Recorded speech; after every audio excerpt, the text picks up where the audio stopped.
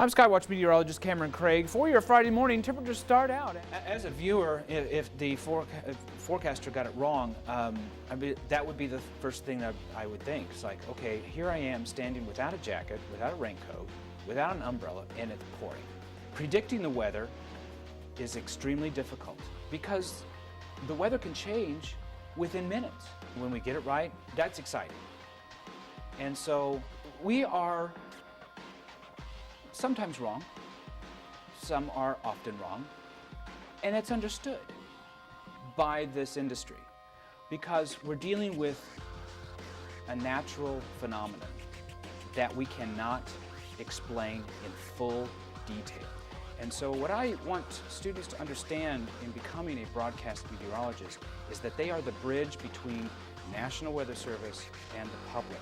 National Weather Service puts out all the information as far as severe weather is concerned, and then it is up to the broadcast meteorologist to communicate that information in an easy way that people can understand.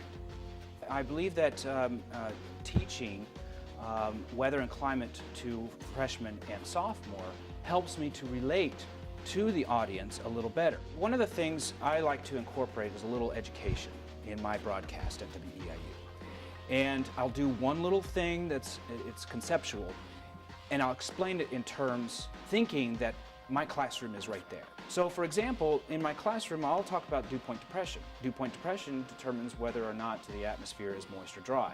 And so what I'll do on air, as I do in the classroom, is I'll say, here's temperature, and here's dew point, and the closer that they get to each other, the environment is very moist.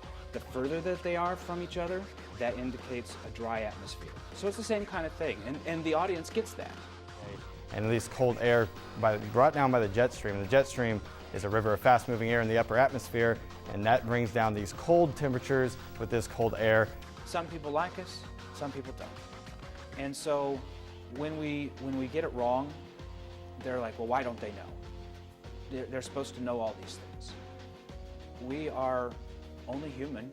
And then we start the work week with highs in the low 60s. That's a look at your exclusive forecast. Have a great day.